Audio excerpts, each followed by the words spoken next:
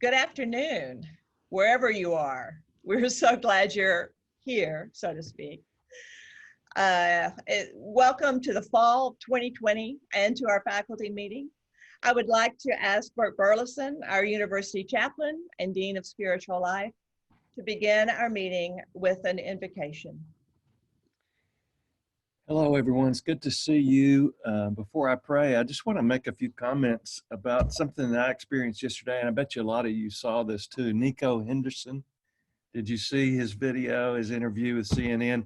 He was residing in place there in Martin Hall up on the 3rd floor, and he did so well. I found myself thinking, Jason Cook is going to want to hire this guy.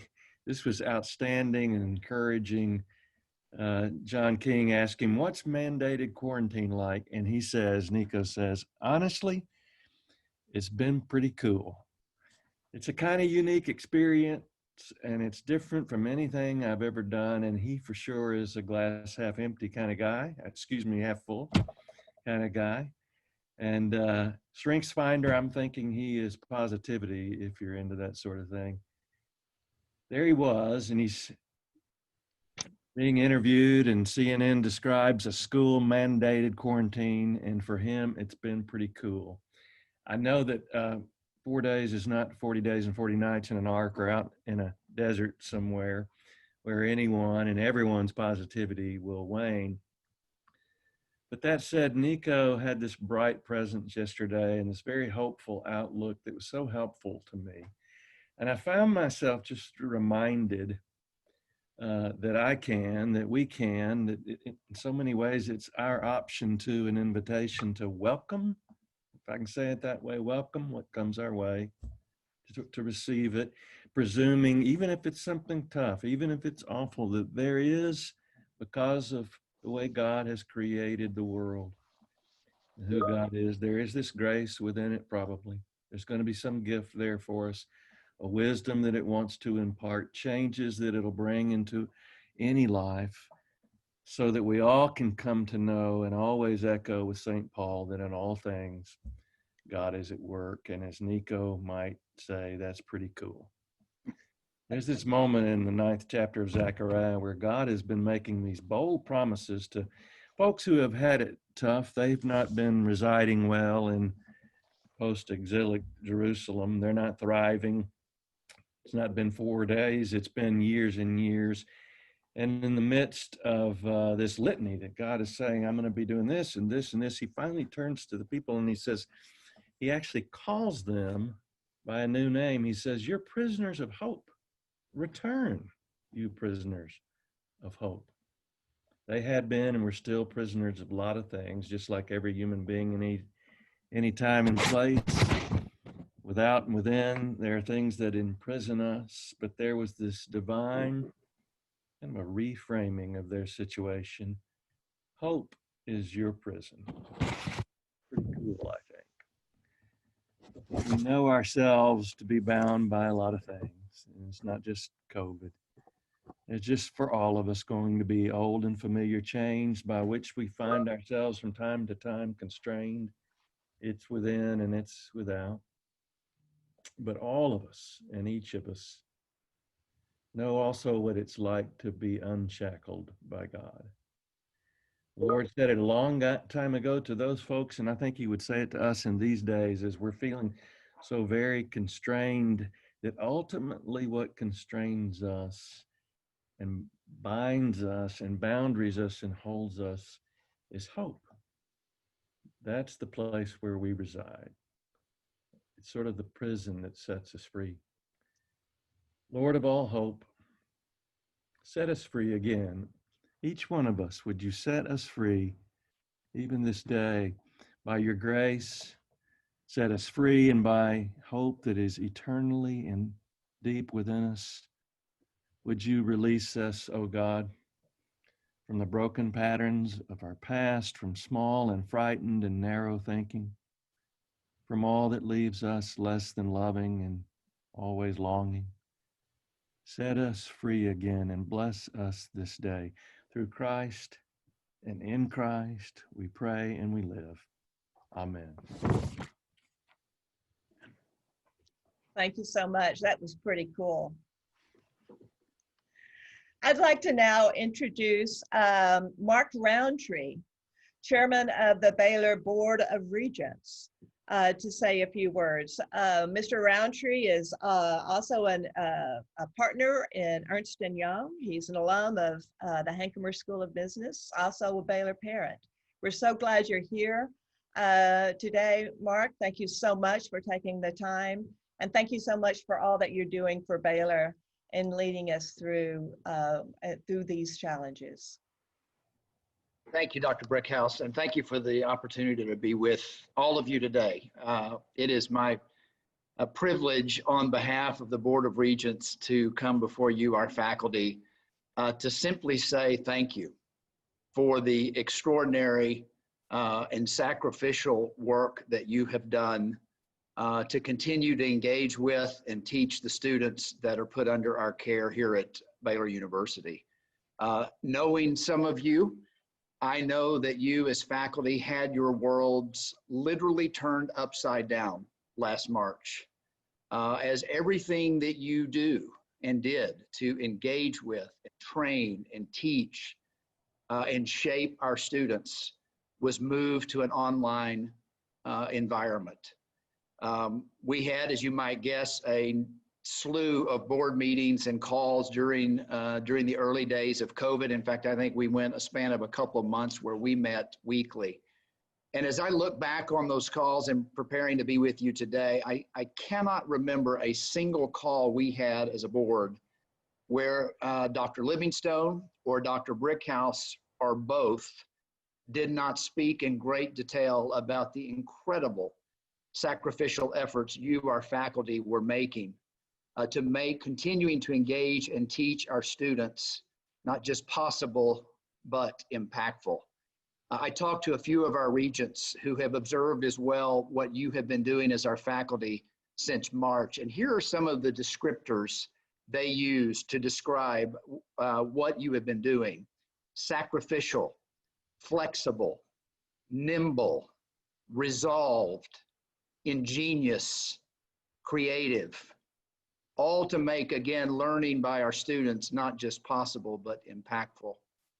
And as I've thought about what all of you have been doing in more recent weeks, as you prepare to step back on campus this fall and to make a fall on-campus experience possible for our students, I would add one more description, and that is courageous.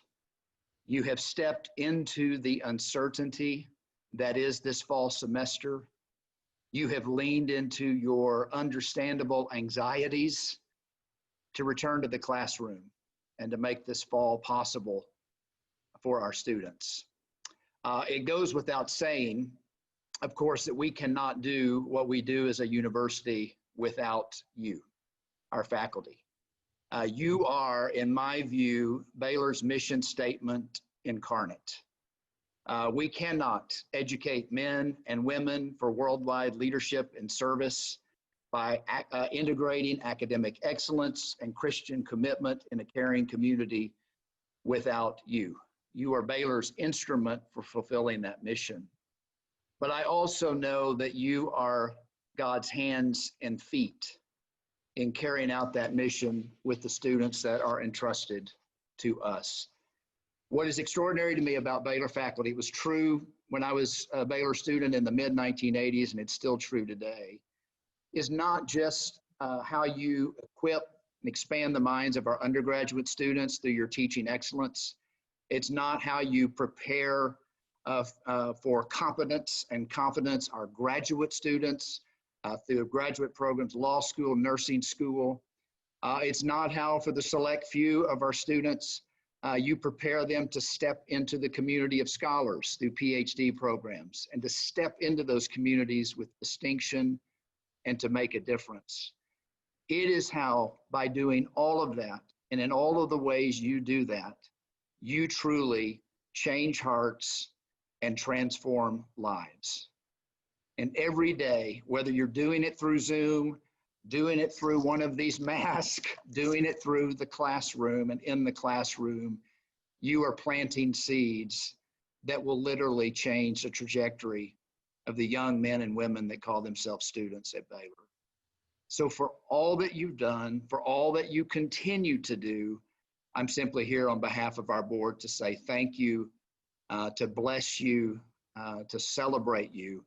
And as you move through what I know will be an uncertain fall semester ahead, know that we are praying for you. We are grateful for you. And we will stand behind you in support of all that you're doing. So Dr. Brickhouse, again, thank you for the chance to share these words with the faculty. And again, faculty, as one life who was transformed by my professors that's poured into me 35, 40 years ago, I say thank you for what you're doing for our students today. Thank you, Chair Roundtree. We really appreciate you being here with us today, and thank you for those wonderful words of encouragement and support. And now I'd like to recognize the 15th president of Baylor University to give a few remarks, President Linda Livingstone.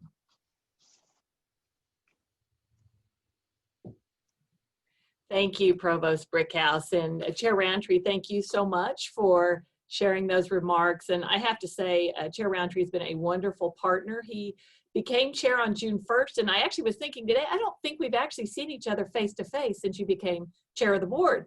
And I'm not sure when we will see each other face to face. But in spite of that, the work of the board has gone on. They've been wonderful partners as we work through budget issues, as we prepared for the fall, and as Chair Roundtree said, met diligently to hear what we were doing, to provide advice and insight. And I think one of the things that has made this period so effective for us is that as you think about the work of the board, my focus, the focus of President's Council down through our deans and on, there's just tremendous alignment about our purpose as a Christian university, our focus on Illuminate, how we need to approach COVID-19, and really fundamentally how we need to care for our students at this really difficult time. And so we're blessed by wonderful leadership on the board. Mark is the third chair that I've had the privilege to work with, and I can absolutely say that, you know, God places the people you need in leadership at particular times, and for each of those three, I think there was a particular reason God put them in that leadership role, and Mark's been a fabulous leader and partner, as you can tell by his words today.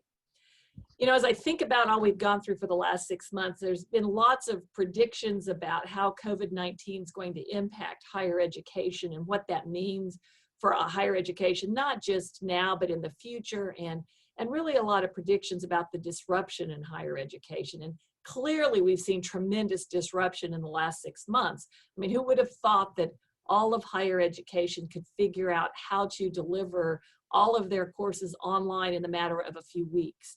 And then how we could all adapt and figure out how to bring our students back in a safe and healthy way in such a short period of time.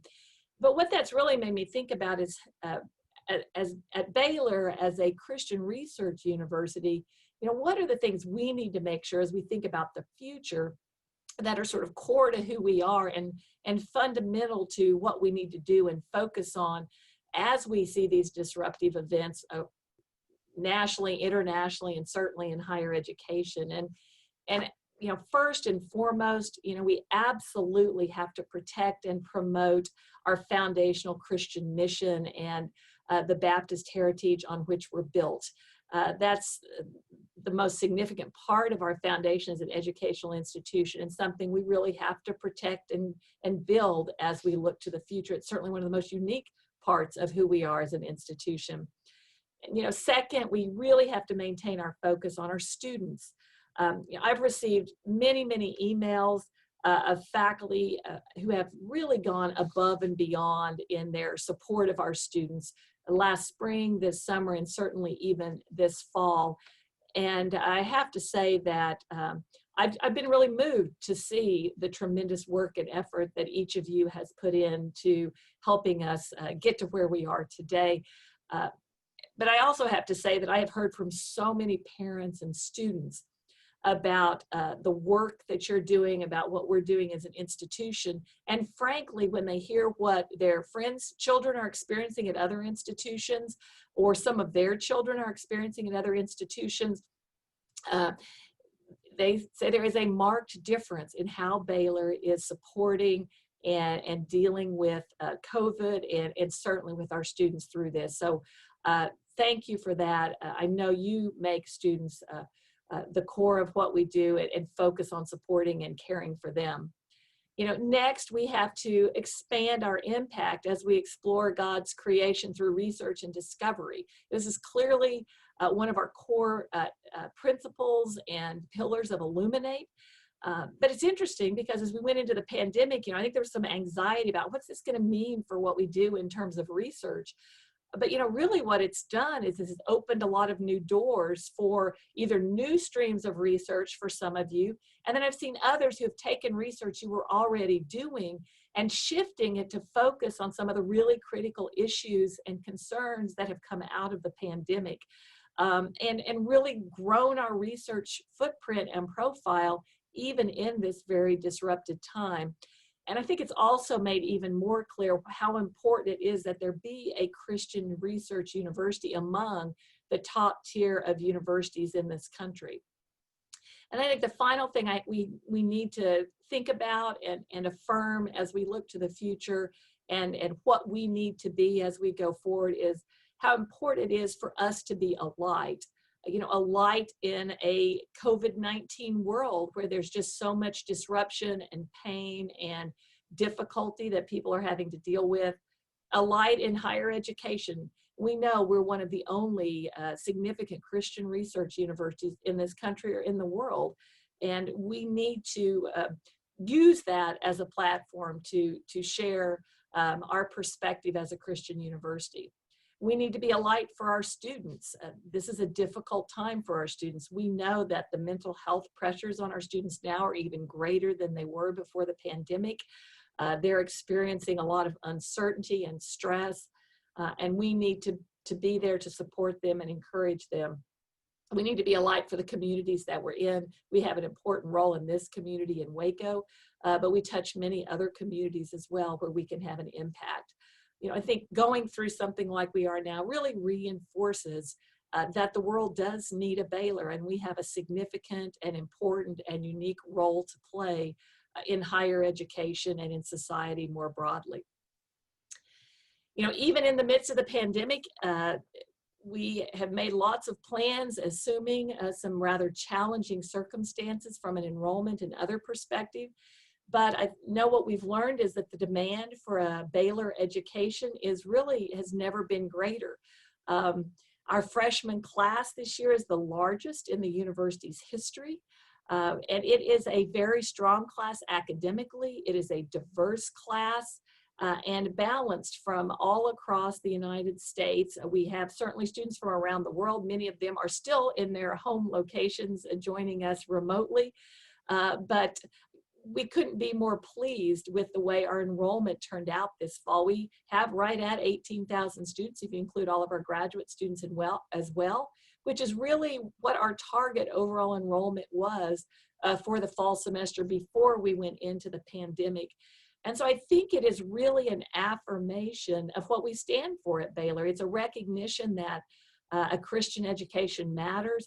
I think it's a recognition that residential education matters, and that going to a place where your faculty and staff care deeply for the students matters a lot in a time when there is so much uncertainty.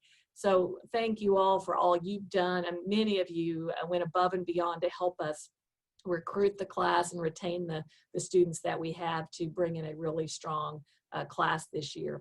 So I appreciate each of you. Your partnership with us in this is really critical to the success we've had for our ability to bring our students back, to educate them well, whether they're online or hybrid or face-to-face. And we know that is a tremendous amount of work for you. We know dealing with students in isolation and quarantine adds burden for you, but it is making a difference in the lives of those students. And And they will be transformed and better for the experience and for the impact that you're having on their lives.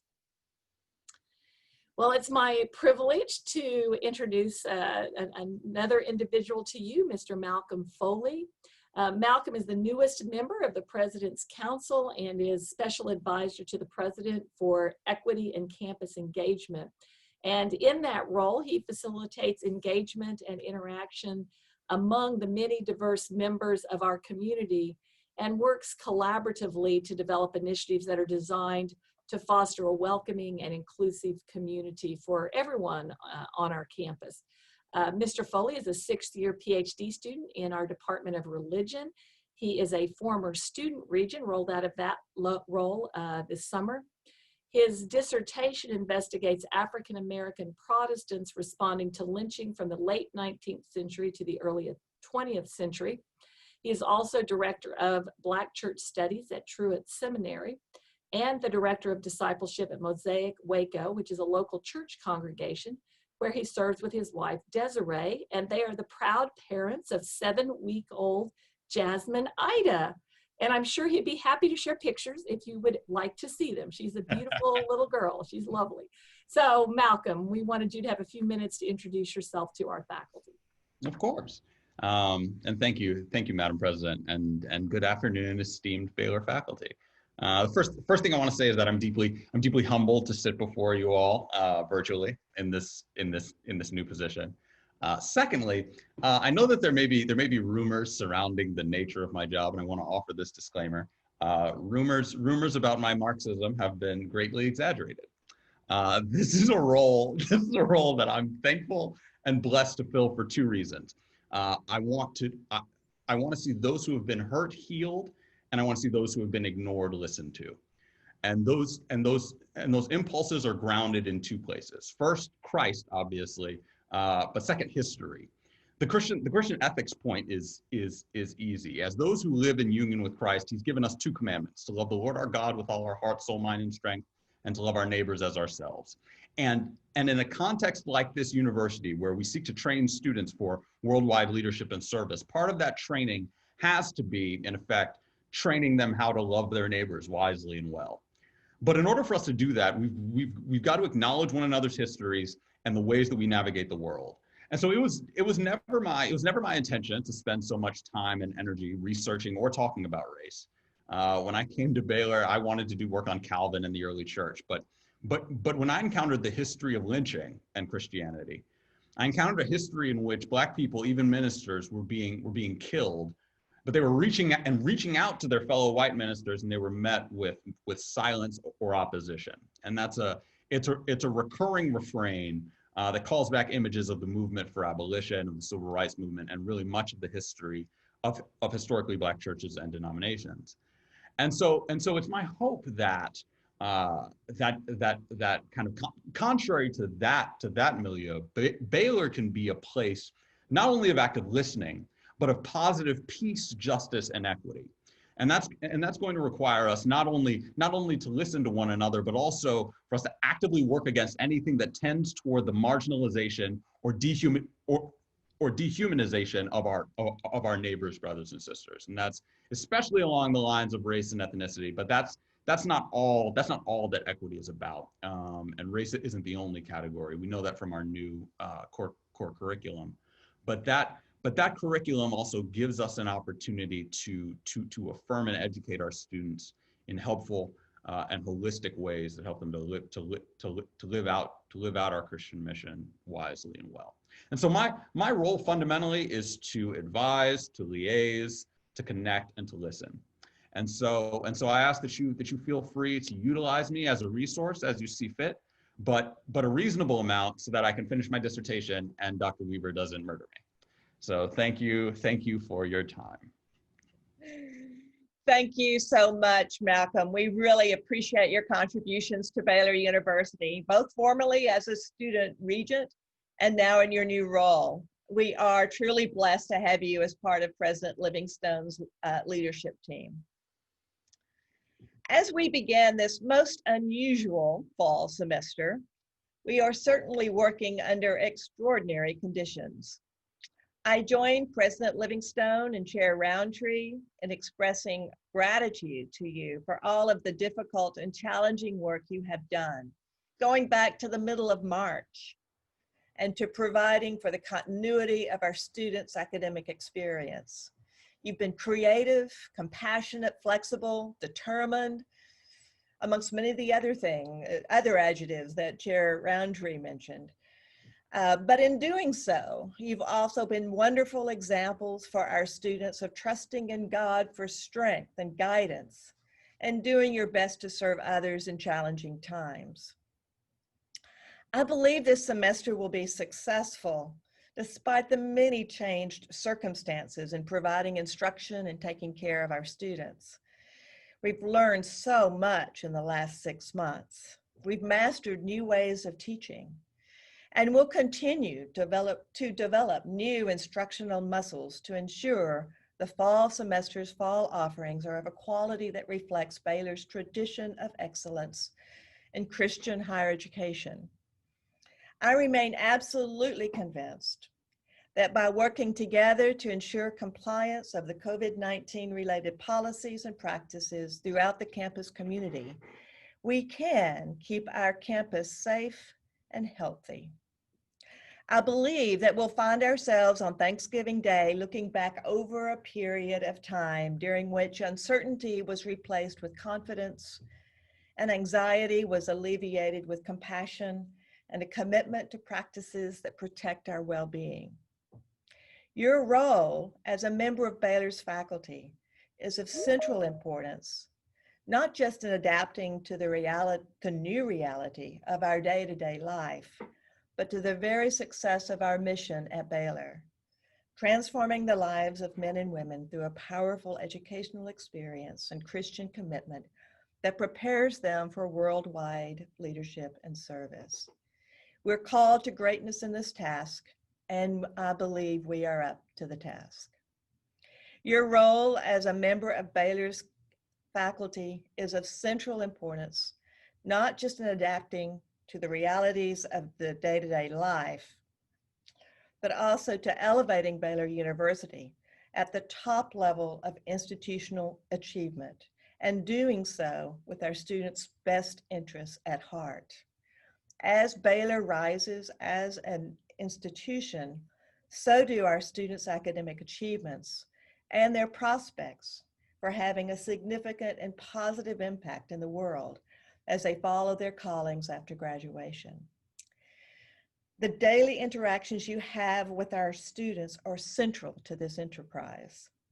The scholarly and research endeavors in which you are engaged are central to this enterprise. And the ambitions you contribute to the Baylor community are central to this enterprise. And one of the ways in which we honor this excellence of our faculty members in teaching, scholarship, and overall contributions to the academic community is with the annual bestowal of Outstanding Faculty Awards. This is a singular honor as the recognition comes from your colleagues. Our award winners for the 1920 academic year were announced in the spring, but today it is my privilege to recognize them in front of their peers.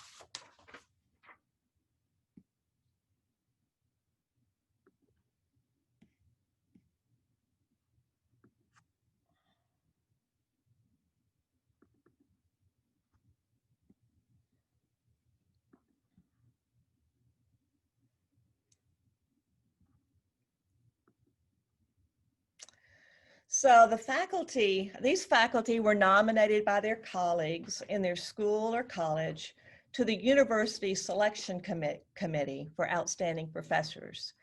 This committee then worked to select in each case the best all-round professor based upon teaching capabilities, research achievement, and overall contributions to the Baylor community.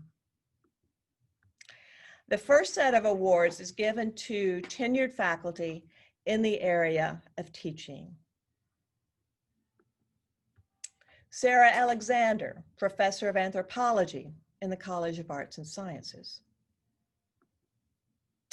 Yang Li, Associate Professor of Electrical and Computer Engineering in the School of Engineering and Computer Science. And Horace Maxiel, Associate Professor of Music Theory in the School of Music. Awards for teaching for tenure track faculty. This is an award for a pre-tenure but tenure track faculty member, and this year's awardee is Clay Polson, Assistant Professor of Social Work in the Garland School of Social Work. And then finally, teaching as exemplified by our non-tenure track faculty. The first awardee, Ann Spence, Assistant Chair and Clinical Associate Professor of Mechanical Engineering in the School of Engineering and Computer Science. Scott Spinks, Senior Lecturer in Spanish in the College of Arts and Sciences. And Edward Taylor, Senior Lecturer of Music Theory in the School of Music. We also recognize scholarship amongst our tenured faculty. One from the College of Arts and Sciences and three from, and one each from Science, Social Sciences and Humanities. The first awardee is Kanichi Hatakeyama, and an Associate Professor of Physics in the College of Arts and Sciences. Emily Hunter, representing Business Law, Engineering, and Computer Science. She's an Associate Professor of Management in the Hankomer School of Business. And finally, from the School of Education, Music, Social Work, Nursing, and Robbins, Seminary, Libraries, and Honors, Danielle Paris, who is an Associate Professor of Social Work in the Garland School of Social Work. We also recognize one faculty member who is not yet tenured in the area of scholarship, and this year the awardee is Howard Lee, who is an Assistant Professor of Physics in the College of Arts and Sciences.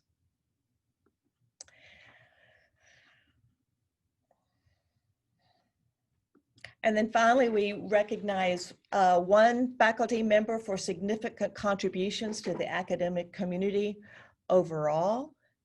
And this award goes to Randy Umstead, the Charles Evans Chair in Voice, Associate Professor of Voice, and Associate Dean for Academic Affairs in the School of Music.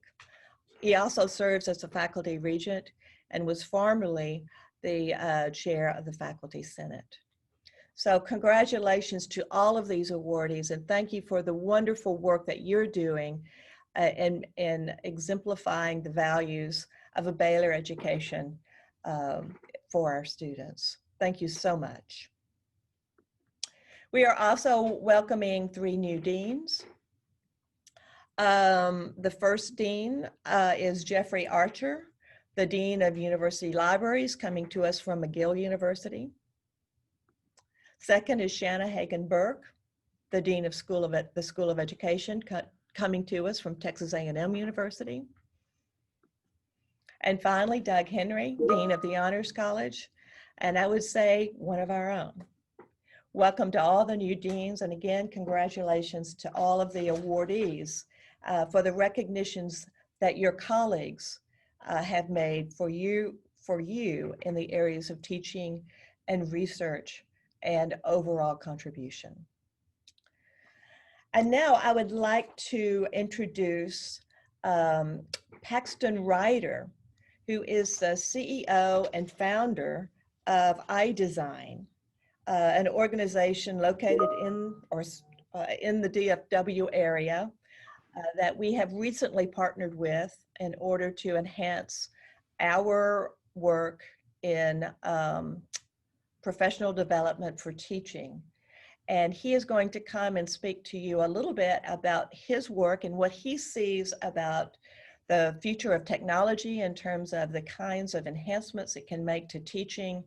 I think that one of the things that's kind of exciting about this time is that we are learning new ways of teaching that have really been forced upon us in some respects by the circumstances. But I think at the end of this pandemic, we're going to find ourselves with a whole new set of tools uh, at our disposal that we can use for the purposes of enhancing our teaching endeavors. And so he's going to talk a little bit about that and the work that he is doing with iDesign. So I will turn it over to him. Dr. Brickhouse, thank you so much for the warm introduction. I'm just honored to be here with you guys today. I grew up in East Texas, so right down the road from Tyler. A lot of friends and family from Baylor, so this is kind of I'm just thrilled to be here with you guys today. And what I'm going to try and do, I'm going to go ahead and just jump right into it in the interest of time. I guess you can see my presentation. Yeah, it looks like it. I'm going to be really candid with you. I don't have all the answers to what's going on right now. Nobody does. It's just such time. I think we've all just never maybe anticipated we'd experience anything like this. What I'm going to try and do, though, is really tell you just where I think higher education could be going towards as a result of the pandemic, and maybe what role online education and technology is going to play in that transformation. And I'll start by telling you a story. I mean, when the pandemic hit, we got together as a group of leaders. Whitney Kilgore, who you'll hear from later, she's going to show you some demos of new course design tools and techniques. But we said, and Ned Stone, who's my other co-founder, we said, we've got to get in front of our team and let them know everything's going to be okay. And the tone of that kind of all hands on meeting, I think we had 250, 300 designers all throughout the entire country. It was, it was really three messages. The first was, again, it was somber. It's like, we've never experienced anything like this. We're going to get through it. We're going to see there's light at the end of the tunnel, and we believe that we're going to get there. The second component was just, this is really a time not to be solely focused on work, but the most important things in life, which is frankly is faith and family and friends, and really trying to use this time, even though in light of everything that's going on, I think we've all probably tried to do that. And then the third was a little interesting, because really, despite this incredibly difficult physical and mental toll the virus has taken on everybody, there was simultaneously this awakening and appreciation for online education and instructional design that kind of occurred overnight. And we didn't know, and a lot of these people, we've been working our whole careers for this. And we said, wow, this is, we really have to step up and really help higher education. And so there was this weird kind of silver lining kind of to this entire experience, but it got me, and this is kind of, I'll show you, this is the slide, I've already messed up the presentation, but it says the importance of design just emerged overnight. But it got me thinking about, obviously this is what it would look like from an instructional designer standpoint or iDesign, but what would it look like from the faculty standpoint? And if I was a faculty member today, I would be pretty tired, and it's tough, of all of this kind of ed tech hype cycle from all the pundits talking about talking about all these different buzzwords and yes, disruption. But again, I could see how it would be wearing and grinding on a faculty member. It wears and grinds on me, and I'm in the ed tech industry, and frankly, 95% of that stuff is not true, and maybe 5% of it does have relevance. There is some merit to the internet and its effect on education, but just to be honest with you, this is a guy telling you I'm on the other side of the fence, looking a different direction. And what I began to realize, though, is if I was a faculty member, as difficult as it could be, I would try and maybe see this as a moment to maybe build on this tremendous reputation that Baylor has as a preeminent teaching institution, not only in the state of Texas, in the Southwest, in the country, but in the world, especially with its unique and incredible Christian mission, which is just is great. And maybe this is an opportunity, as you begin to go through the online transformation, to maybe even rethink or potentially reinvent or enhance the way that you teach, and maybe use online education and technology as the catalyst for that transformation. But I will tell you something, and it's the ed tech pundits miss a lot, is it is not just about technology and bells and whistles. And you've heard President Livingstone talk about it. You've heard Chairman Roundtree. You heard Dr. Brickhouse talk about it. It's all about the people. It's all about the people at Baylor that are united in your mission, that intentionally thinking about the students and really intentionally devoting themselves to building these new experiences, which may be foreign to them. And so when I said 90% of online education is all about the people and their desire and the faculty's desire to invest time in design, to invest time in interacting in students in different ways. And 10% of it is about the technology, right? And without faculty, as everybody here on the call's already said, this doesn't happen. So you are the greatest assets of the university and the greatest assets of this transition. And kind of as you begin to think about people and the shift to online education, there's one thing I will talk about. So, you know, instructional design, I kind of felt like was this, when we started the company, it felt like this sector that was kind of stuck in the 1980s, or at least people thought about it like that.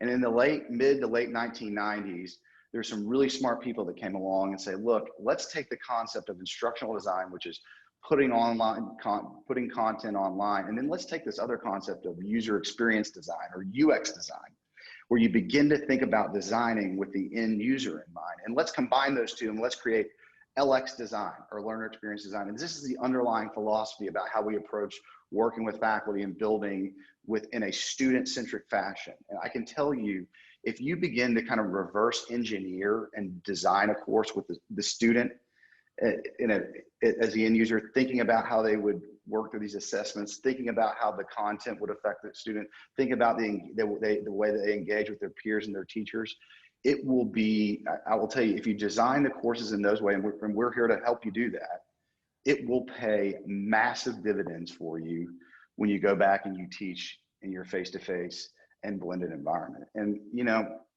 if you ask me to look kind of what I see higher ed in the next 10 years, in 10 years, I really don't think we're going to be talking about online versus face-to-face. We're just going to be talking about education. And it's going to be blended education with a vast presence of technologically infused elements that students can pick and choose and go back and forth on. And that's where this shift is probably taking us. It was already happening. It just accelerated it by probably 5 years or so, maybe even more than that. And so when you begin to think about intentionally thinking about design, intentionally thinking about the students, you know, you really want to think about, what does the student journey look like? It's not just the Zoom session, right? We want to think about, how do students and teachers interact? I know a lot of people at Baylor probably teach case studies and love the Socratic method.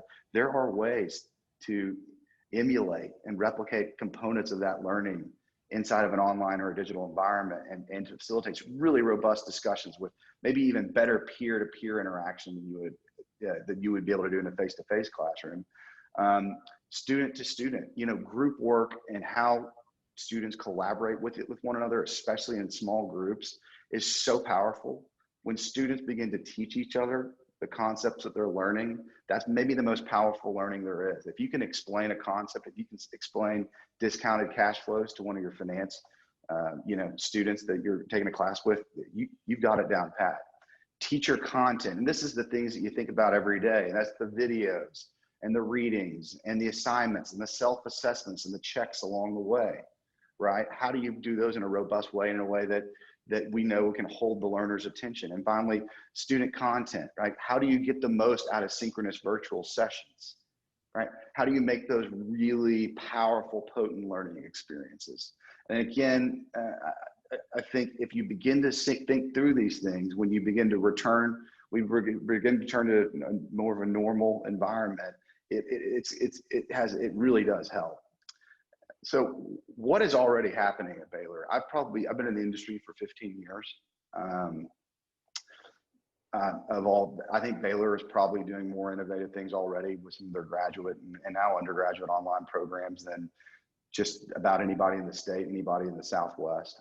There's not, I think you're actually ahead of the game, but I thought it would be interesting just hearing from some of these departments kind of what is already going on. So for instance, the Masters of Computer Science is literally having its first cohort right now. And thus far, from the feedback that was passed along to me, it's been an engaging and positive experience. I think the leadership realized the opportunity cost of not pursuing an online program in this space, especially in computer science. We think about Georgia Tech and MIT and all of the different things they're doing. I mean, Georgia Tech was doing these $7,000 degrees, 10 years ago. It's incredible. So I think they're very wise to move in this direction. And I thought this was a great comment from a faculty member. One faculty commented that every faculty member should go through the course development process because it encourages the faculty member to critically think about delivery, assessment, and objectives. And that's exactly what it does. And you see more of the same from the EDD, which this EDD in learning and organizational change looks extremely impressive. Again, same feedback. The online teaching, the instructional design process has really informed ground-based and residential classes and how I teach them.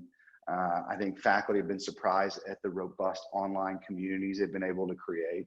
I think they think more about structure and alignment.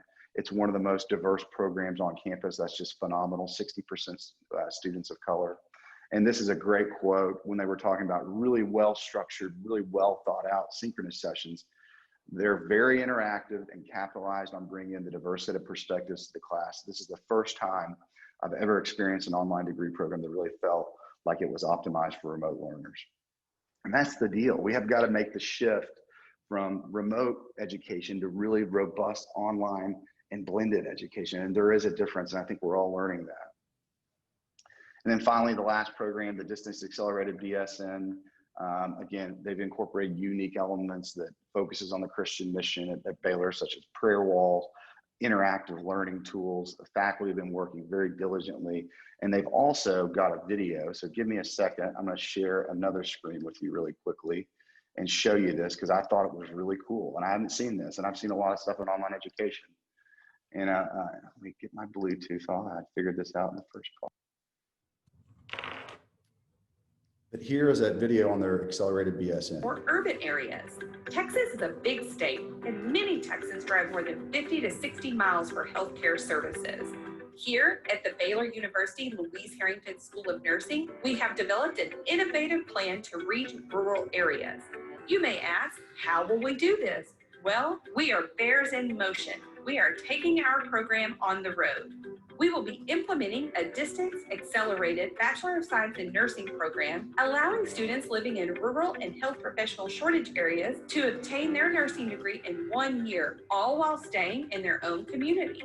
Simulation training is the use of mannequins to provide real-life scenarios in a safe environment and is an important component at the School of Nursing. So I spend a lot of time in healthcare education, and it's been a kind of a niche that we've focused on. And that, while it's not the online component, it's the creativity behind thinking about how to reach students in rural population that blew me away when I saw that. So that's just another way that Baylor's already doing incredible things. I'm going to go ahead and stop talking now. I'm going to turn this over to Whitney Kilgore, who is our Chief Academic Officer. She's way better at this than I am, and I'm going to turn the reins over to her. So thank you guys so much for having us here. Thanks, Paxton. I really am honored to be able to speak to all of you today. It's such a privilege. I have been asked to demonstrate just a few layouts, designs, and tools in the digital learning space. I will tell you my research and background has been focused on humanizing online teaching and learning and how to bring care and compassion through the online teaching space. So hopefully some of those pieces come through as I'm walking you through some of these courses today. As Paxton said, our team is here to help you along the way. And I will say, before we start looking at bells and whistles, a well-structured course will support face-to-face, hybrid, or online learning. And if it's done really correctly, it'll reduce stress and uncertainty in the learning experience, which was mentioned earlier. And I think we all need a little reduction in stress and uncertainty. So hopefully some of these ideas today help you with some of these pieces. Is everyone able to see my screen? I think it's coming through okay. All right, So then I'm just going to pop into the getting started section of this particular course. What you're seeing here is a little welcome message from the instructor, starting your course with a welcome video, a warm message to your students about what they should expect from the course is a great way to infuse a course with human presence. So I'm just going to play a snippet of this so you can see how this message starts. A health economist once said, "Major changes in health policy, like major changes in any area, are political acts undertaken for political purposes. When we read regulations or policies on a printed page or website, they can seem flat, abstract, and removed from our everyday lives. However, when these regulations and policies are implemented, they are often driven by a particular worldview and have the power to change lives. In the case of health law, these changes can be the difference between life and death." Hello, I'm Janet Smith. So I pause there just to say that when you're crafting your message to your students, we may often think of telling who we are, what we do, what our background is right from the start. In this case, we're actually warming the students up to the why the content, why the course is important to them, the what's in it for me factor, right? Before we get into who we are and warming the student up to the faculty member themselves. I think that's a really interesting and powerful way to kind of flip the paradigm and help the students understand what they are going to get out of the class. One of the other things we often think of an online course as kind of the extension of the syllabus. So a lot of the information you'll see on this page is an extension of that syllabus kind of broken out here into segments. One of the other tricks of the trade, if you will, is to infuse your course with instructor presence by leveraging the power of something as simple as an avatar or a Bitmoji, something that allows us to then bring in recommendations or extra instructions or reminders or helpful hints. It's an easy way to infuse the course with that presence piece without the added work, effort, or expense of video. So just something to point out there. Now I'm going to take you into the first module of this course so you can see how that avatar comes into play and how the course content is structured. So I may say the word structure way too many times. You'll get used to that because structure is really critical in online learning. So basically you're unpacking your syllabus and thinking about telling your students what you expect them to be able to do at the end of each week. At the end of each module, right? But thinking all along what you want them to be able to do at the end of the course. Starting out with a brief overview of what the student should expect from the course and what should the student plan to do and by when. So that gives the student a very clear roadmap for the road ahead. Brene Brown said, "Clear is kind." We think clear is absolutely critical, especially in the world we live in right now. So here's just that reminder from the faculty member, right? So here's that little avatar popping back in and reminding students they don't need to do a close read on the Affordable Care Act. They just need to be generally familiar with the contents of it.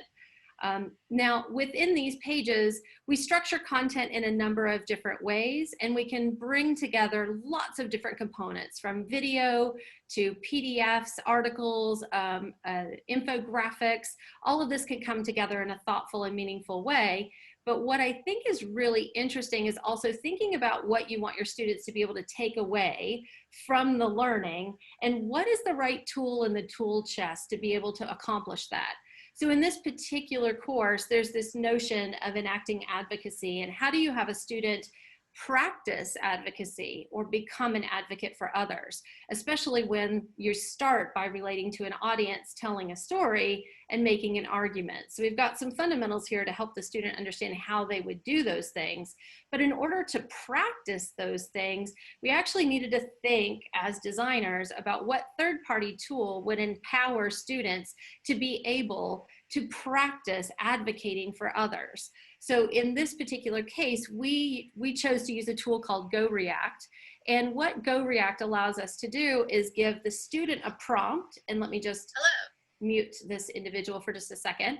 We give the student a prompt where they're asked to advocate for a certain stakeholder group across the healthcare system, and they are then supposed to speak to that audience and help advocate for them.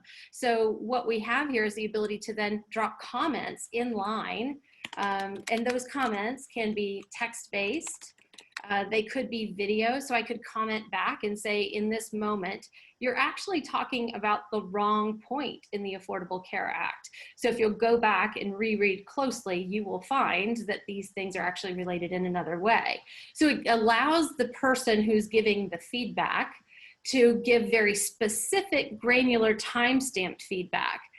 This is a really useful tool in communications, College of Education, who is doing student teaching and they can't be in classrooms with their student observation person, right? Performing arts, lots of different schools are using this, but it's a certain pedagogical advantage that it affords you. And so oftentimes as instructional designers, that's really what we're thinking of when we're asked a question about how should I do X, Y, Z. We need to better understand what the goal is in order to recommend the right tool for the job. In this case, I just wanted to showcase another way you can actually create content. There's a lot of different podcasting solutions out there that will allow you to create an audio version. This is Dr. Gogia, and today an audio version of your content, so you can do your own lectures and then of course create transcripts of those. And that's another great multimodal way of distributing content to your students. SoundCloud is the tool that I'm showcasing here. Again, just a free, easy to use tool for the job. And then when you're thinking about creating community in the online learning space, a discussion board that's text-based can feel very flat to do that sort of thing. So what I wanted to be able to show you is just another tool that might be useful in trying to be able to build community in an online learning environment, and that is a tool called Flipgrid. And so what I have here is a discussion forum, but it's a very different discussion forum because the students can actually post their responses right here, and we hear and see our student colleagues. My name is Laura Gogia. I'm the instructor for this course. As far as something that makes me smile, this African violet makes me smile because even though it doesn't have any flowers on it, I was able to keep it growing for more than 6 weeks. So that is definitely something that I'm proud of. So a nice warm introductory discussion board to help build community among students when you're remote from the classroom. Being able to see and hear your classmates can really help to remove the transactional distance that we often feel from each other in these moments. And with that, I'll stop sharing because I know we're right at time. Thank you so much for the opportunity to share some of these ideas with you today. I hope it was helpful. Thank you very much. We really appreciate. Can I ask one question though before you go? Sure. One of the challenges that we are facing right now is that we have a lot of classes that we're delivering, face to face in the classroom, where we've got a lot of students that are engaging remotely. And that can be kind of a challenge to try to address both of those audiences at the same time.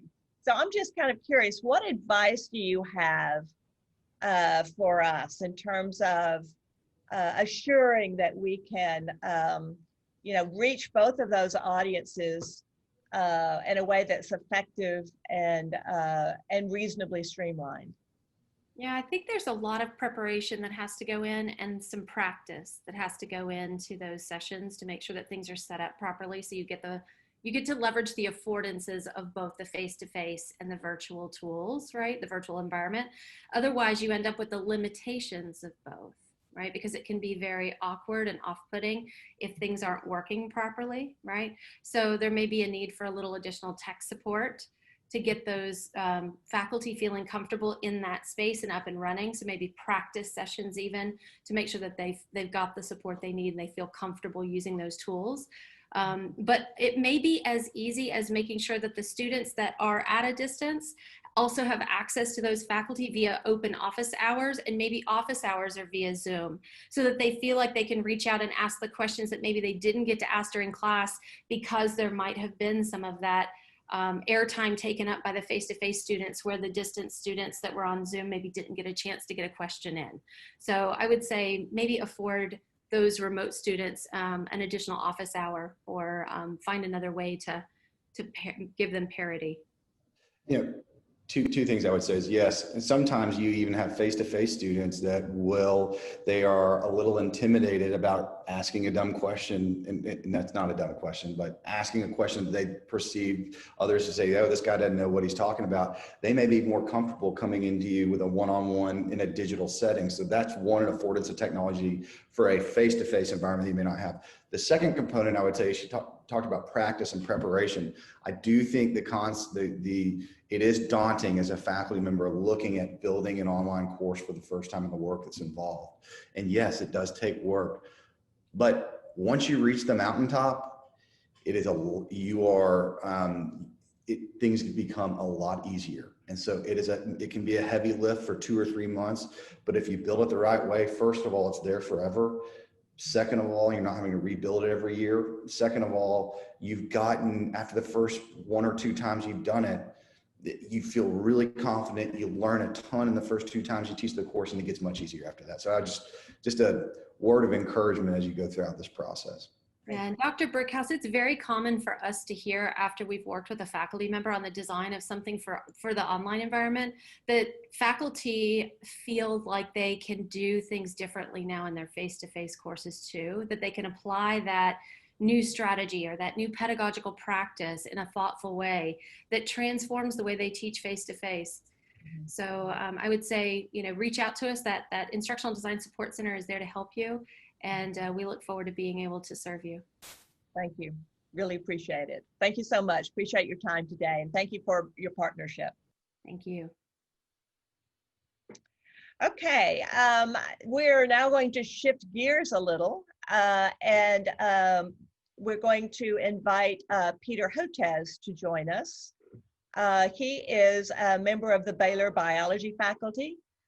He is as well the dean of the School of Tropical Medicine at the Baylor College of Medicine. He's an infectious disease doctor, develops vaccinations, and he is his skill set is very much in the news these days. You may have seen him quite a bit on CNN, commenting on the challenges that we're facing with the coronavirus. So is he here yet? Is he on the line? Not yet. Not yet. Okay. So we'll wait just a few minutes for Dr. Hotez to get here. I think maybe while we're waiting for him, Dr. Livingstone, do you want to join us back and perhaps we can take a few questions from the faculty while we're waiting for Dr. Hotez regarding our plans around the fall? Happy to join, and if we've got some questions from faculty, we'd be happy to address some of those. I think you can place those in the Q&A box that you have access to.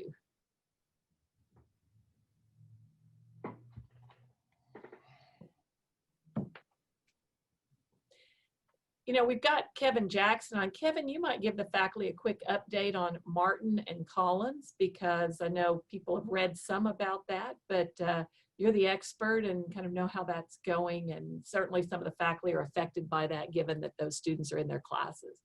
Sure, I'd be delighted to.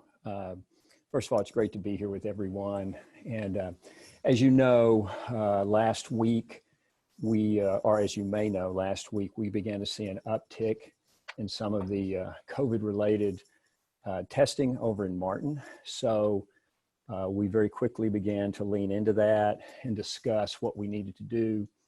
And so we began to do more testing in Martin. And from last week on Thursday, we had 5 positive cases in Martin. By Saturday, as we did this targeted testing, we had identified another 16 cases, positive cases. So we met over the weekend and we made a decision to take an action that we called Reside in Place, where we instructed our students on the 3rd and 4th floor. That's where we were seeing these positive cases. We instructed them to reside in place in their residence halls, and so that we could do some additional targeted testing of this group and do some follow-up contact tracing. And so we put that into place on Sunday and did a great deal of work with Martin. We would do the testing every day for 3rd and 4th floor. Then we would do self-monitoring with them in the evening, and worked very hard to see if indeed the virus was prone to spread beyond the pattern that we were seeing. So after 4 days of doing this, we were able to determine only one other positive case showed up on 3rd and 4th floor. So we were able to by then make sure that we had contact traced all the positives before, that we had contacted those students, that we had done this testing, we had done the self-monitoring. And so yesterday evening, we reached the conclusion that we could lift that reside in place this morning, which we did. We believe it was an effective strategy. There are some students who will need to continue to quarantine in 3rd and 4th floor Martin, as well as we had our 1st and 2nd floor. We found a couple of positives there as well, and we're quarantining some students and have isolated those positive cases. Now we're turning our attention to Collins. We've seen some potential activity as we have monitored the sewage water. That may indicate that there may be some positive cases in Collins. So now we're starting to do targeted testing there. Started that today, and we'll have more information this evening and as we go into Friday about if indeed we're starting to see some patterns there as well. Great. Thank you. Thank you so much. I tell you what, Dr. Hotez has now joined us, so we're going to flip back to a conversation with Dr. Hotez, and then we'll be back. And Dr. Jackson will be with us as well, and we'll return to addressing some of your questions around the university's situation this fall. Dr. Hotez, I've already introduced you, so I think we'll just go ahead and join into some opportunity to talk to you a little bit about what's going on in the realm of infectious disease. In particular, I am very intrigued to hear kind of some of your thoughts as a scientist in terms of what we're learning about this particular virus and what are some of the characteristics that make it so interesting and so special? Well, thanks so much for having me. I'm sorry I can't be there in person in Waco. You know, usually Marilena Patazzi and I usually make at least 1 or 2 trips a semester to Waco, but with all the craziness, we'll have to see how this goes. We could make it last spring. It's been I don't have to tell you, it's been a really stressful and interesting time as well. You know, all of us on this call always work hard. I don't think that's changed at all, whether or not we're working via Zoom from home or working on campus. I think for me, the big difference is just the level of intensity is so much higher. It's so many ways. You know, we're developing a new vaccine for COVID-19 that's now being scaled up and produced in India. So this is now being scaled to the point where our Indian partner, known as Biological E, which is one of the largest pharmaceutical companies, is scaling up to make 1 billion doses of our vaccine, with clinical testing starting in September. And I, you know, and Mary Elaine and I both are professors at Baylor University as well as Baylor College of Medicine. So we feel that Baylor University is entitled to full bragging rights for this vaccine, and don't hesitate to take advantage of that. And as I always point out, at least for half of all of my interviews, they say Baylor University anyway. So except for about 12 people in the state of Texas, nobody knows the difference between Baylor College of Medicine and Baylor University. And so feel free to take credit for that. And our relationship with Baylor University is just so important. So we're very excited about this vaccine. And then we've been tapped to, because we've been working on coronavirus vaccines for the last decade, in addition to our vaccines for parasitic, neglected parasitic infections and other diseases of poverty, we've been called upon to comment quite a bit in the media. And so this is another really interesting activity. And when you talk about intensity, going on CNN and MSNBC and Fox News every day, it's not the same as making a misstep at a faculty meeting. It has some additional ramifications. So that also is a very intense type of activity. One of the things that I think that's very relevant is the current situation in Texas, which I'm sure you've been having various briefings on. My perspective, is as follows: that we've had a pretty rough summer in terms of COVID-19 in the state of Texas, especially in the eastern half, especially in the area of that Texas Triangle that includes both Houston and Waco. We're up to around 10,000 confirmed new cases a day.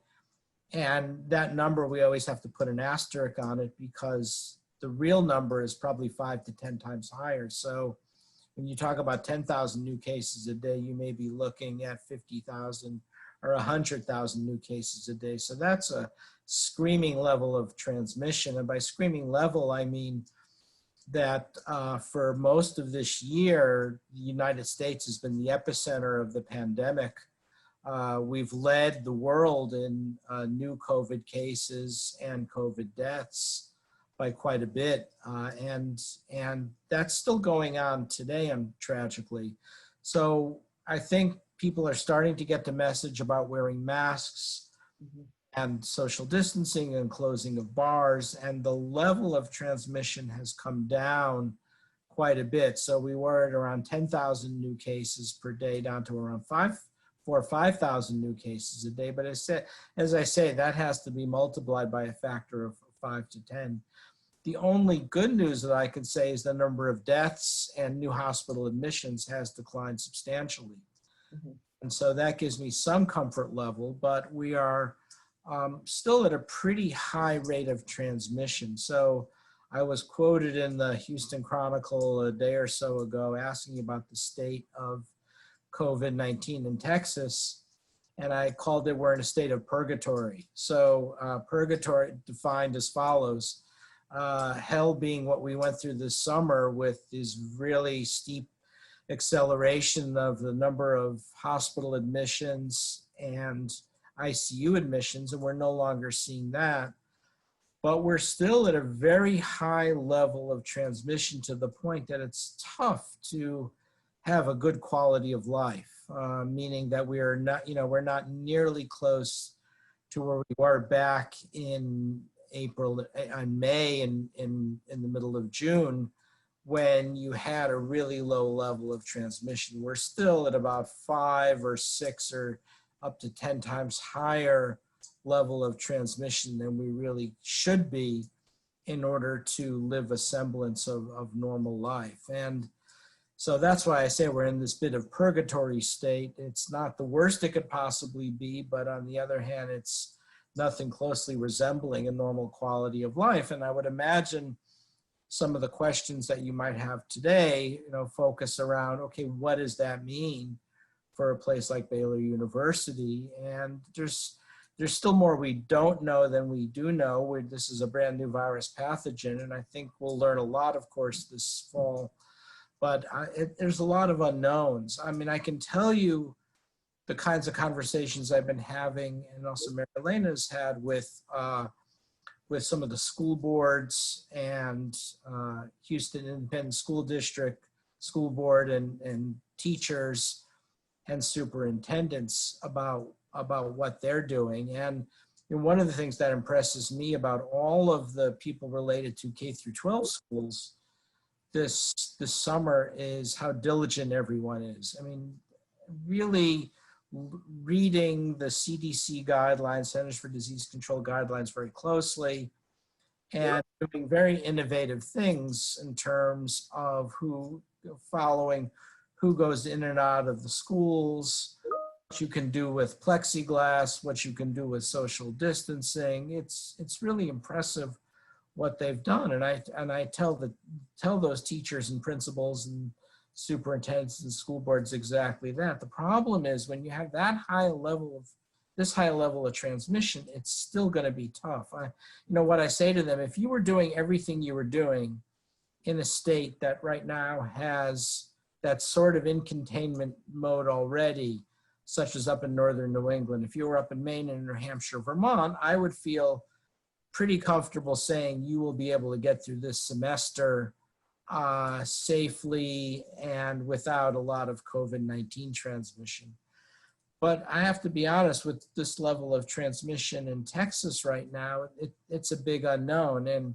And I was asked to join a similar Zoom call with the University of Houston a couple of weeks back, and more or less said the same thing, that while things are better now than they were earlier in the summer, it's still going to be pretty rough.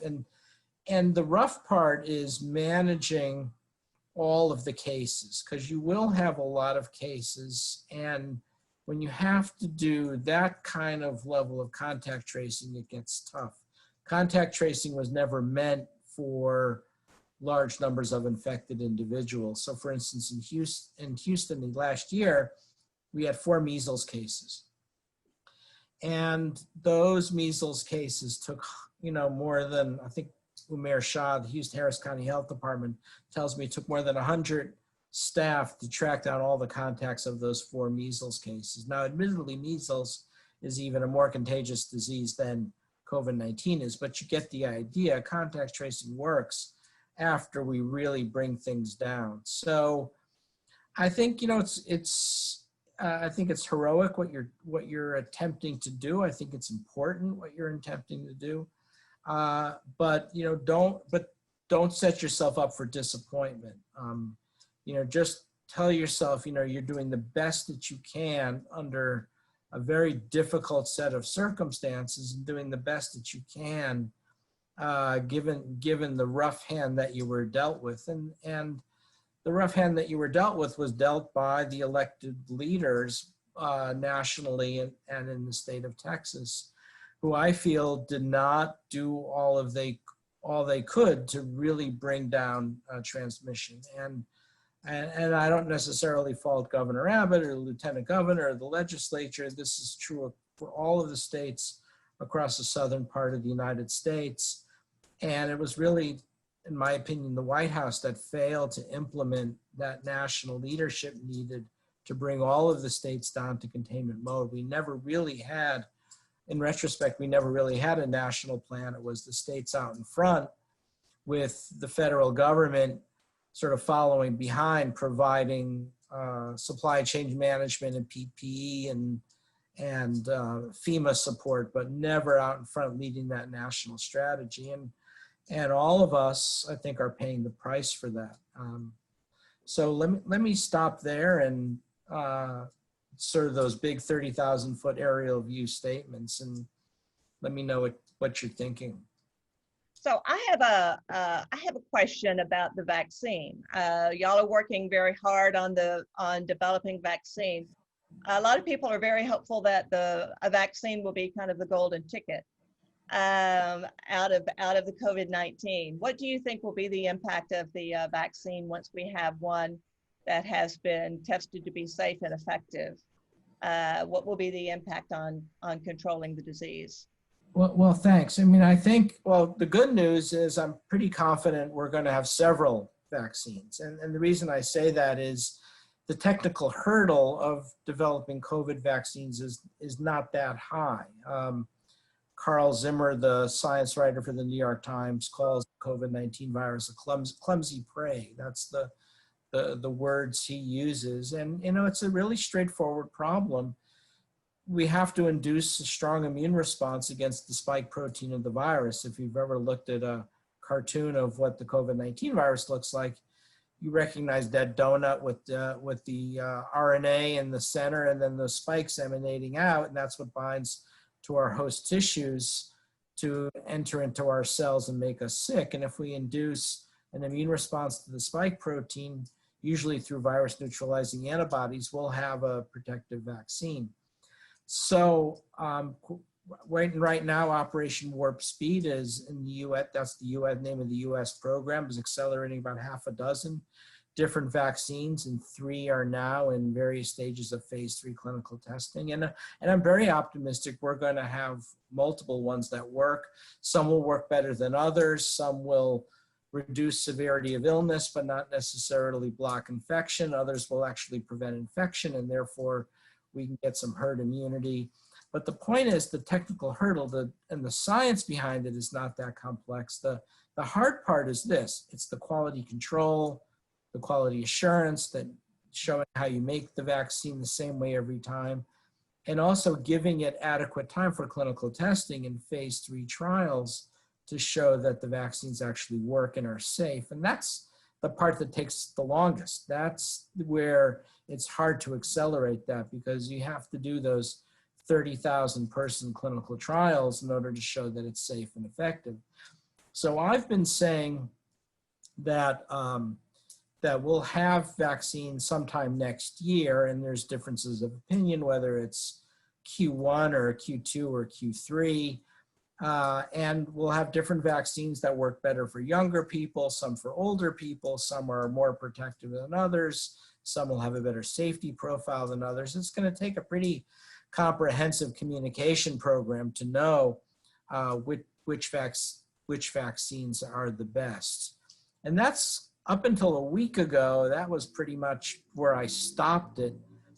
And now we're starting to see a little bit of craziness. And the craziness is we do not have consensus opinion among the different agencies about the timeline. So the Centers for Disease Control kind of exploded a grenade yesterday, saying that that the New York Times revealed letters, and now it's all out in the open, saying that the hospital should get ready for the release of COVID-19 vaccines by November 1st to hospital employees, frontline health workers, but doing this, according to the Financial Times, under what's called emergency use authorization. And this is a new mechanism that we've never done before, really, for vaccines. So the traditional licensure pathway is very robust and has had a great record of leading to the release of safe and effective vaccines to the public.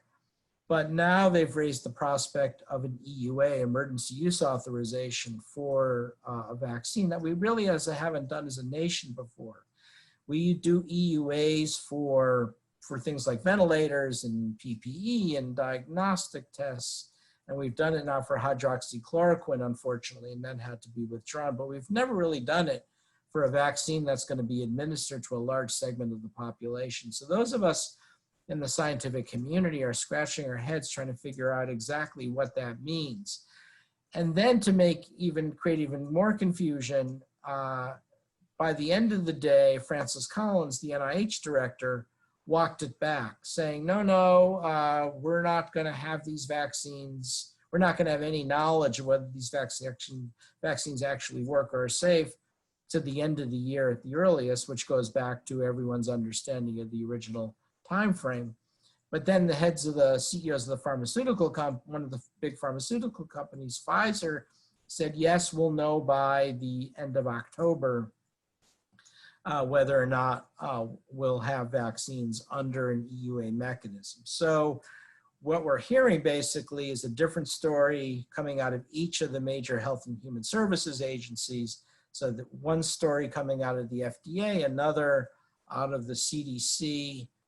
We should all be familiar with this. It's like a faculty meeting, right? Where all the different faculty members have different understandings of what's actually going on. So we should be used to it, but the general public is not, unfortunately. And so this is creating a lot of confusion and chaos. And of course, the problems are this: the EUA mechanism is untested for vaccines. It's a lesser review and substandard review. And here we are potentially releasing vaccines using a technology out of Pfizer and Moderna, which has never resulted in a licensed vaccine before.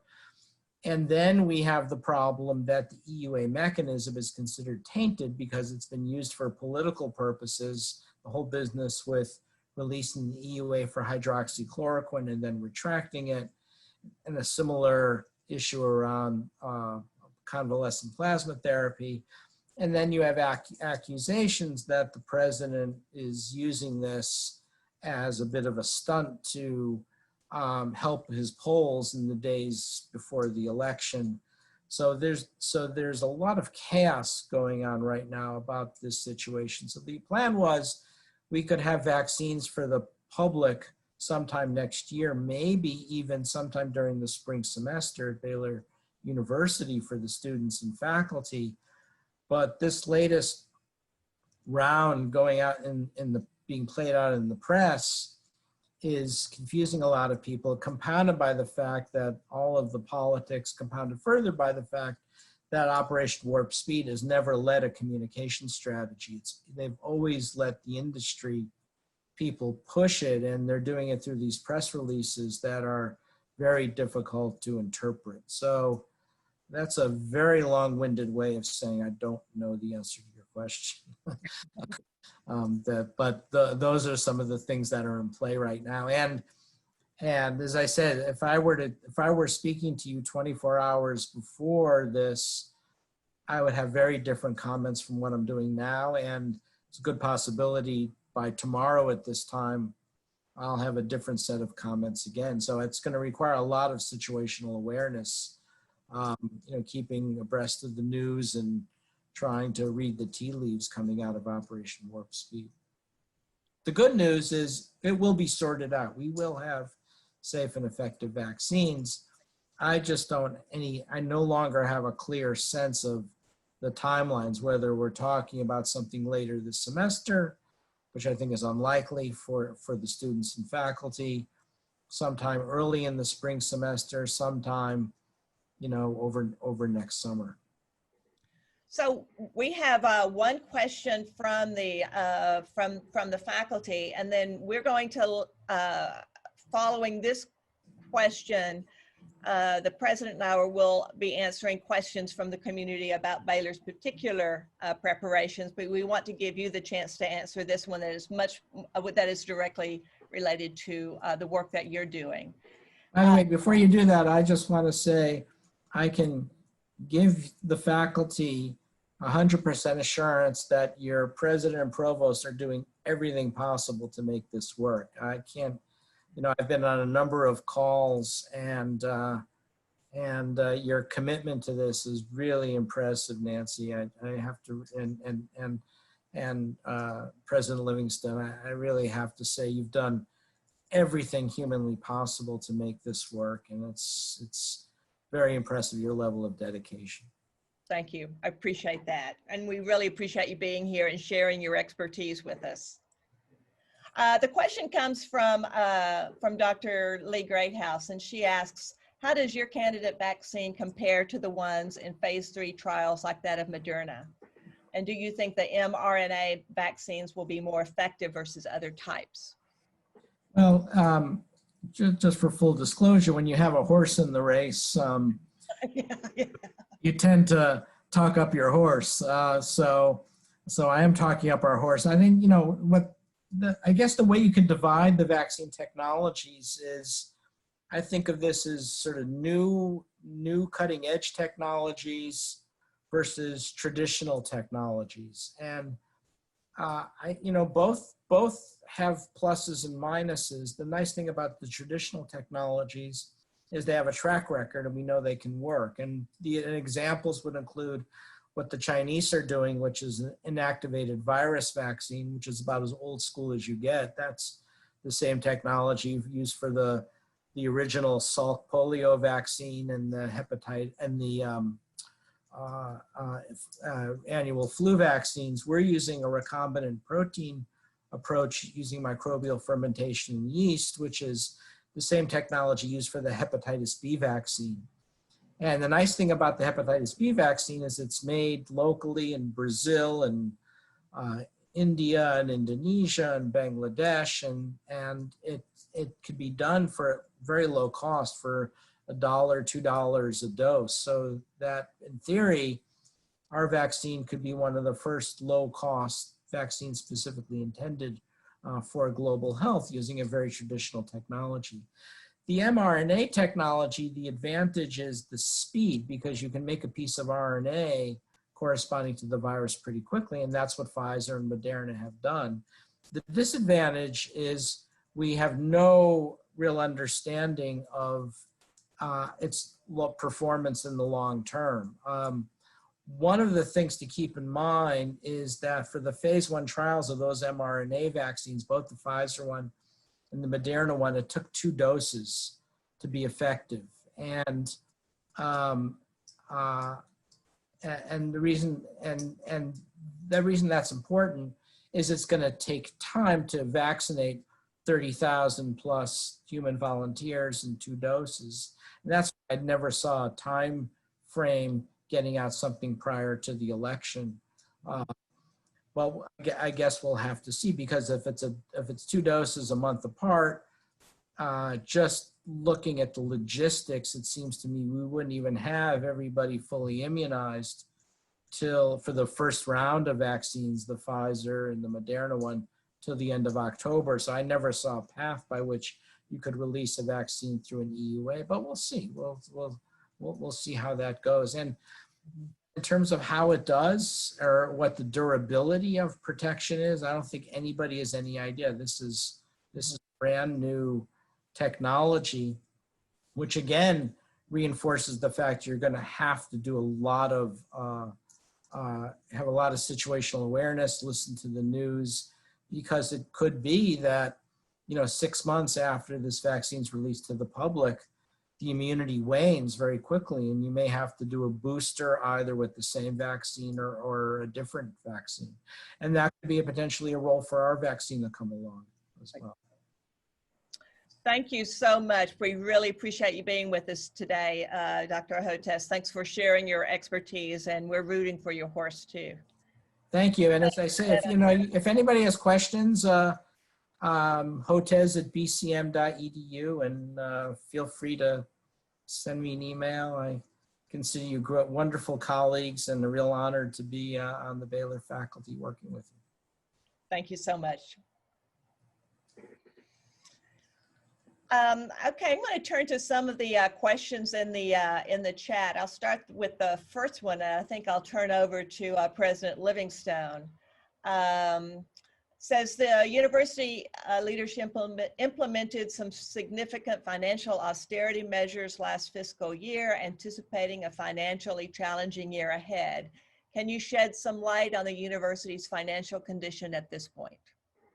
Yeah, that's a great question. And I shared the enrollment information, which is obviously critical to our financial situation. And in part, we built the budget for this year anticipating about a 10% reduction in enrollment. So seeing our enrollment come in kind of at the kind of original plan number is certainly a positive thing for our financial situation and the way we're looking. We are still being cautious from a financial perspective.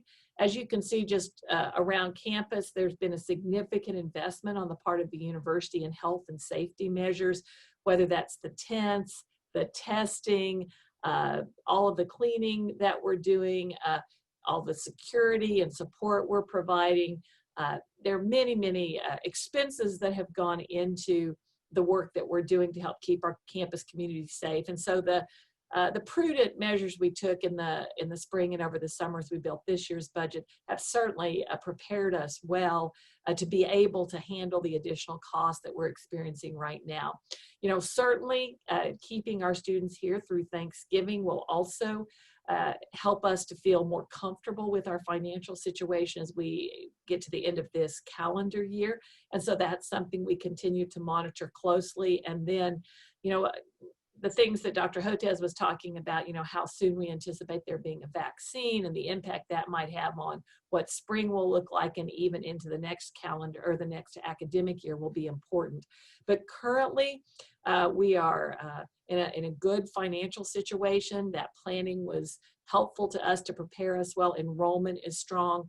So we are cautiously optimistic financially, but we are also being careful about it, given there are so many unknowns over the next 6 months to a year that at this point we can't predict.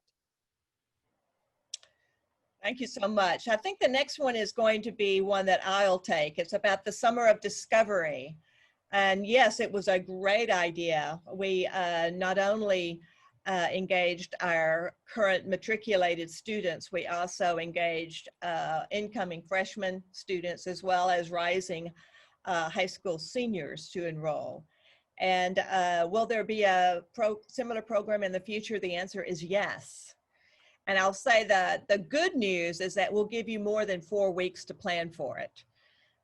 So that was the one thing that we learned last summer. It was a great success last summer, but we'll start that planning in the spring, early in the spring, and we'll continue to work on really building out that Summer of Discovery to be a regular part of the university's planning. I should also say the other thing that's really important about the way that Summer of Discovery was managed this summer is that it really also provides a pipeline of students for Baylor. And so it's about education, it's also about recruitment. And so we think it's a great program, and we're glad that you have been so supportive. I should also say there were heroic efforts to get those courses put together in such a terrific fashion that really was responsive to student demand last summer. And so I just want to recognize those heroic efforts on the part of many of you who are on this call to make this a success. Another question for me, yes. I believe the plan was to revisit faculty merit raises in early spring. Is that still a possibility? I think that we still plan on having that conversation again in the spring. I think it's too early to know what the outcome of that conversation will be, but we'll absolutely take that into consideration. There's also a question about not returning after Thanksgiving, and have there been any thoughts regarding whether or how we might usher in the Christmas season on campus? We're not quite got our minds into the Christmas spirit yet, but it's a great question. I actually, Dr. Mortensen, our Dean of the School of Music, is not kind of in our panel, but he was very gracious and sent me a bit of an update. We always look so forward to the School of Music Christmas concert. They, of course, cannot do that in a face-to-face way this year, but in lieu of that, they're going to be putting together a collage of Christmas music in November with their various groups. Plus, last year's Baylor Christmas will be broadcast nationally. It's actually in final editing now. So we'll make sure that we usher in the season with some of our unbelievably talented School of Music students and faculty. And then I know Student Life is already planning for Christmas on 5th, which again will be done very differently, given that we can't have large crowds on our campus in that kind of a format. So much of that will be done in a remote fashion, which actually will give members of our Baylor community from really across the country and around the world the opportunity to engage and be a part of that. While we've missed some of our wonderful face-to-face opportunities, many of these remote experiences we've had, like Dr. Pepper and many others, have given families and alums opportunities to participate that we wouldn't normally have had. So that's been kind of a special part of that. But we already are thinking about some of these Christmas activities, so be watching for more information about those in the coming months. So a question for me is about faculty members' responsibilities regarding students who return to class seemingly before they should if they have been in quarantine. For example, if a student is perhaps under the misinformation that a negative test ends their isolation. I would say that what I would do as a faculty member, if I suspected that a student was returning too soon from quarantine, is to simply engage that student in a conversation about that and to see if they are indeed misinterpreting perhaps the advice that they've been given. But they should not, quarantine is not something you can test out of. And it does seem to be the case that is something that has to be said over and over and over again. But if you suspect that a student should still be in quarantine, what I would recommend is simply having a conversation with them about that to see if that is indeed the case.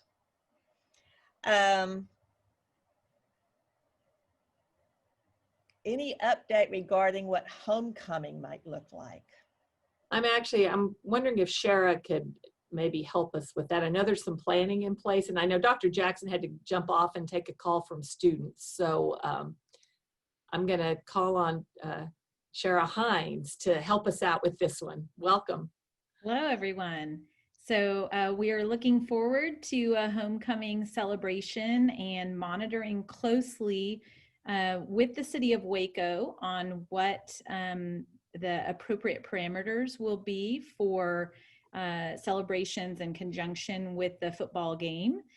Trusting we're going to still be playing football for homecoming weekend.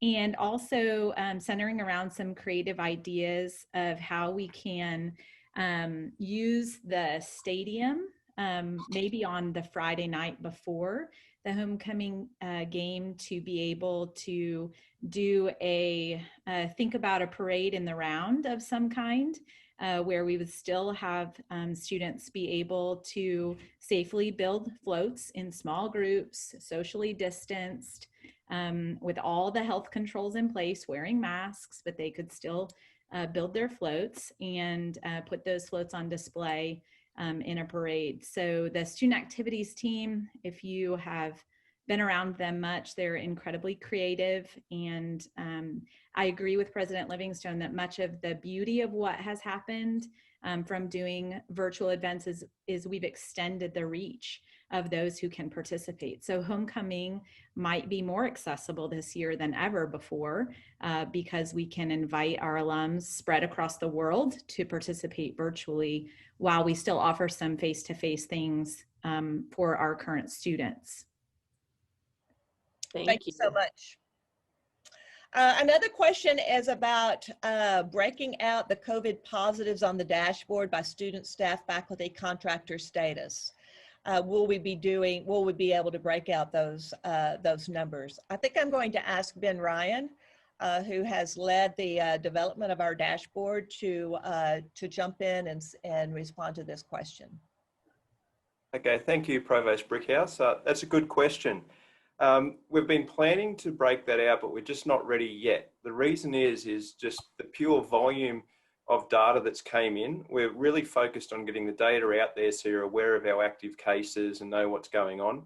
The reason I say that is I think we've done about 23,000 tests since August 1, which is more than 35 countries that have done testing. So we're trying to filter all that data as it comes in.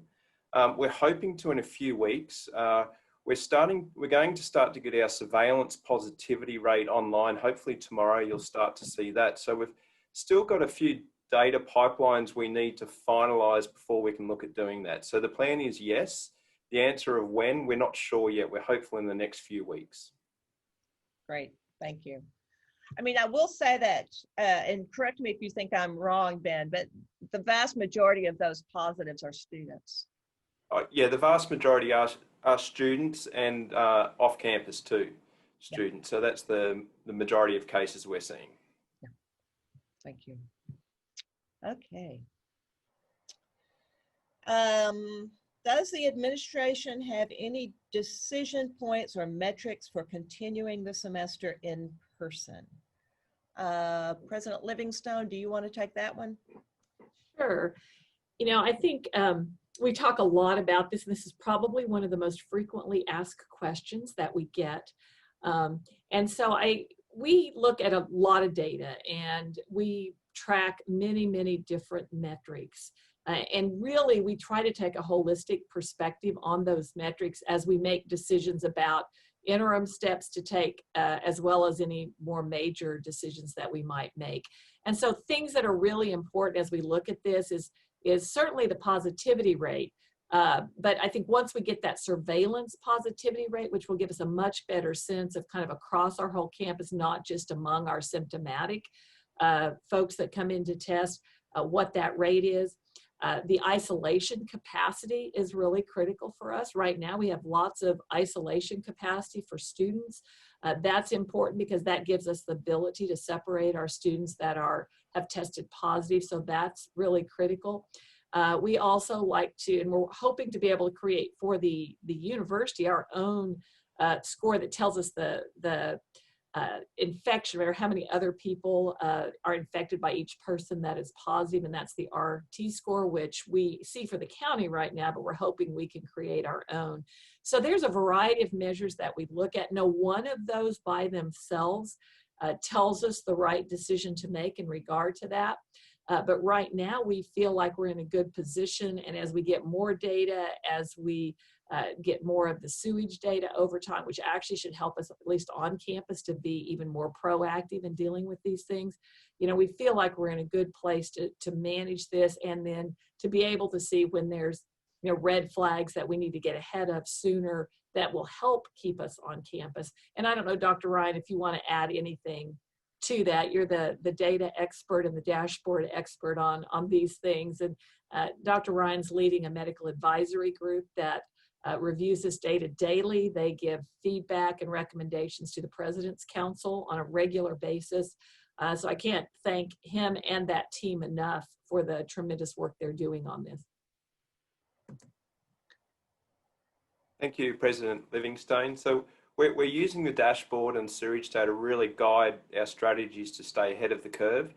And I think that was an example of what happened with Martin over the weekend. So we've got different measures and indicators just to stay ahead of the game. And I'd just like to add as well, we've got a lot of contact tracing capacity as well. We have one contact tracer for every 400 in our population, and the recommendation is 1 to 1,000. That's an updated recommendation. So we're exceeding the recommended requirements for contact tracing too. Thank you very much. Another question is about the data on hospitalizations and degree of illness. To my knowledge, there are no hospitalizations as of yet.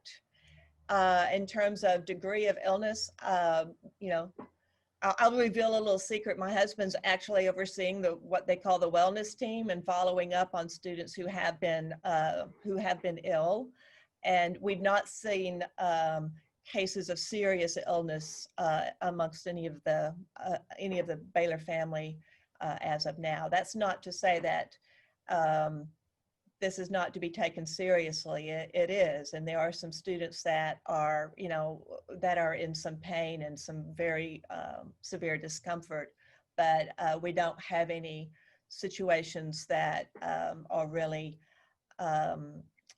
that would warrant hospitalization as of now.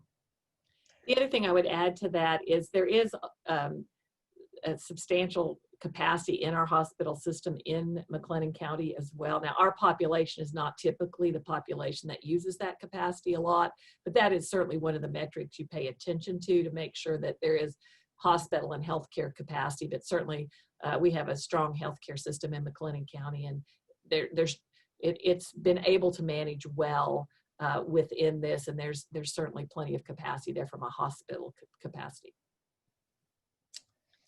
So another question is about the COVID surveillance testing and how are we able to actually ensure random sampling? My understanding is that this is very much a random sample. I mean, we're not taking volunteers.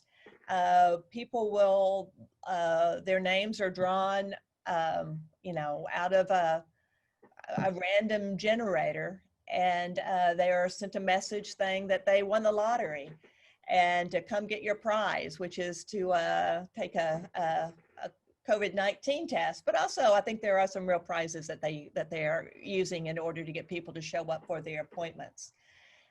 We've had good turnout in that people who have been selected to participate in the surveillance testing have been very willing to take part in that surveillance testing. And we should have some good outcomes in terms of a true positivity rate that we'll be able to report on Friday as a result of that surveillance testing. Now, there are always flukes. I see one person is telling me he's already been chosen twice. That does seem a little odd, but you know, odds are somebody's going to be chosen twice. So we'll see. If you get chosen a third time, though, let me know. Maybe we'll have to evaluate whether or not we're truly getting a random sample. Let's see. And then there's another question about the spring. And every time somebody asks the president and I about the spring, I think we have a similar reaction, and that is, we just got started on the fall. But no, it is time to start thinking about the spring. And the question is, what is the official plan continuing to offer in-person, hybrid, and online course options for the spring? President Livingston, I don't know if you want to speak into that first, and then maybe I'll add to that where you're headed right now. Happy to. It's a great question. In fact, Provost Brickhouse and I met yesterday in kind of our regular meeting, and towards the end of the meeting, she goes, "I really hate to bring this up, but we got to start talking about spring." so it is on our minds as well. So in that conversation, we said we need to look at the fall calendar and what are the sort of deadlines by which we have to make decisions for spring in order to get a schedule built and to know what that's going to look like. And given what we learned about the fall, if we believe we need to continue this kind of a model, we've learned a lot about student preferences, about what kind of models work, what models don't work. We know a lot more about our classroom capacity than we did before. So we're going to begin that planning. Dr. Brickhouse is going to be looking at some, because we also need to decide on the calendar for the spring and whether we want to make any modifications to the calendar like we did for the fall. Do we want students to go home for spring break or not? Or wherever they might go for spring break, and then how might course delivery look? So know that that is on our radar screen. The provost office under Dr. Brickhouse's leadership will be looking at some options there, and we'll be having those discussions. She'll be working closely with the deans and the academic leadership on that as we begin to think about spring and as we continue to learn as we proceed through the fall as well. So Nancy, you may have some other things to add to that. I think that I want to take the next week or two to kind of assess with the other academic leaders on campus kind of the portfolio of courses that we're offering this fall to better discern what's really working well for both our students and our faculty. My sense is that the hybrid courses in many respects are more challenging than either the fully online or the fully face-to-face. So I want to think about that a little bit more carefully and ways in which we can manage a spring semester that really plays to our strengths and works well for faculty and students alike. I know one of the things we know is students like choice and faculty like choice, and how do we marry those in a way that actually can deliver a full curriculum. I will say we're not anticipating that that the viral problem will be solved by then. It may be better, we don't know, but it's not going to be gone by then. So we do need to start thinking about planning for the spring in a way that accommodates for that reality. I think that's the end of our questions. So we appreciate that. Well, thank you.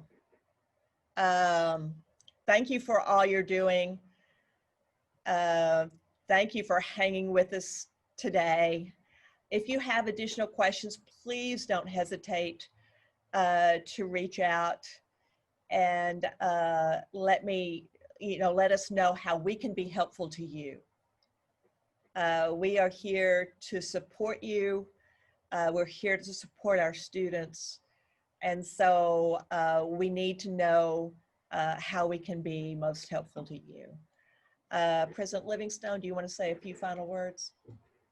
Let me just add my thanks. We just appreciate the commitment you've made to our students, your care for our mission, and the way you're living that out every day in the classroom and outside of the classroom through circumstances that we know has required so much of you. So thank you for that. And we really just look forward to continuing the semester and being here till Thanksgiving. So thank you guys for joining us today. We're going to get to Thanksgiving. We're going to get to Thanksgiving. Thank you so much.